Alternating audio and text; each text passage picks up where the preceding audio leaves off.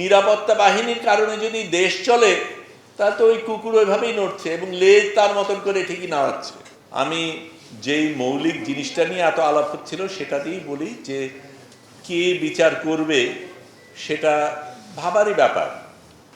ধর্ষিত যে সে ধর্ষকের কাছে বিচার আশা করবে এটা তো ভাবার কোনো কারণ নেই, কিন্তু সেই প্রক্রিয়ার ভেতর দিয়েই কিন্তু আমরা যাচ্ছি। এবং সেই কারণে আমি ছোট্ট কয়েকটা জিনিস নিয়ে শুধু আলাপ করব। বাংলাদেশ এখন কোথায় দাঁড়িয়ে, আমরা যদি ইন্ডেক্সটা দেখি, যেখানে দক্ষিণ এশিয়ার স্বীকৃত জাতীয় মানবাধিকার প্রতিষ্ঠানগুলির মধ্যে যেই ক্যাটাগরিগুলি রয়েছে সেখানে সবচাইতে নিচে এখন বাংলাদেশ। তার আগে ভারত, নেপাল, পাকিস্তান, শ্রীলঙ্কা, আশেপাশের দেশের কথা যদি বলি ইন্দোনেশিয়া, মালয়েশিয়া, ফিলিপিন্স, থাইল্যান্ড, এরা সব আমাদের উপরে, বাংলাদেশ সবচাইতে নিচে। এটাকে আমরা বোঝাবো কি করে? এখন এই স্ট্যাটাসটা ব্যাখ্যা দিতে আমাদের জন্য কষ্ট হবে। সরকার কি ভিত্তিতে বোঝাবে যে আমরা এখন এখানে? কারণ এটা ঠিক আগে ভিন্ন নিয়ম ছিল, এখন তো নতুন নিয়ম করা হয়েছে। এই নিয়ম করার পরেও যদি আমরা ওই জায়গায় থাকি তাহলে তো ভেজাল কোথাও আছে, এবং ভেজালগুলি নিয়ে আমাদের বুঝতে হবে কোথায় হচ্ছে। তার বাইরে আরেকটা জিনিস রয়েছে যে আমরা এই সময় আমাদের অর্থনৈতিক অবস্থা কি সেটা জানি, খুব কঠিন একটা অবস্থা। এটা ঠিক যে আমাদের দেশ চুরি করে অনেক টাকা বাইরে চলে গেছে, কিন্তু এটার থেকে তো উতরাতে হবে। সাধারণ মানুষের উপর তো এই দেন আর বোঝা। আমাদের অর্থনীতি যদি চাঙ্গা না হয় তাহলে কোনোভাবেই আমরা চলতে পারবো না। এখন গ্যাস, তেল এগুলির ব্যাপার তো রয়েছে, তার চাইতে অনেক বড় বিপদ আমাদের সামনে।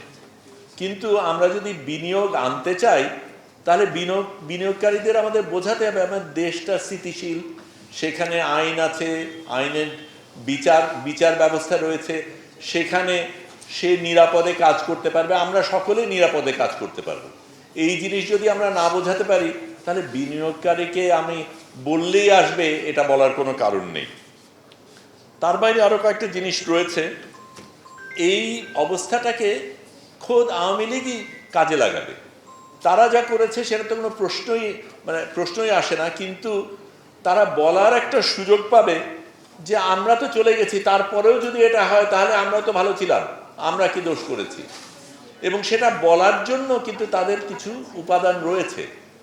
এই মুহূর্তে পৃথিবীতে অ্যাসাইলাম যারা খুঁজছে তাদের মধ্যে পঞ্চম স্থানে রয়েছে বাংলাদেশ। অন্যান্য দেশগুলিতে যুদ্ধ হচ্ছে, মহামারী, অনেক রকমের বিপদ রয়েছে, বাংলাদেশ তো সেখানে নেই। বাংলাদেশ তার বাইরে এসছে। বাংলাদেশে এখন বিপ্লবের কারণে একটা গণতান্ত্রিক সরকার, নির্বাচিত গণতান্ত্রিক সরকার এসছে, সেখান থেকে এত মানুষ অ্যাসাইলামের জন্য যাবে কেন?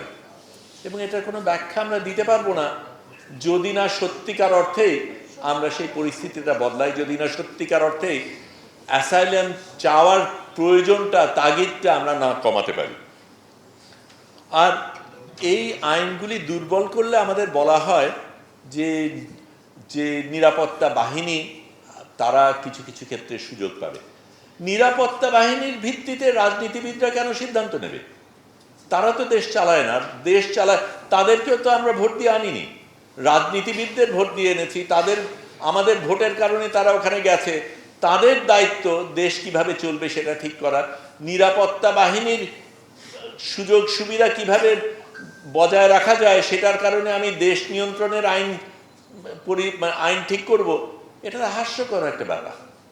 এবং সেই আস্পর্ধা পায় কি করে নিরাপত্তা বাহিনী যে তাদের কথায়, ওই যে ইংরেজিতে একটা বলা হয় না, দ্য টেল ওয়াগিং দ্য ডগ, লেজের কারণে কুকুর নড়ছে। আমাদের তাই হয়ে গেছে।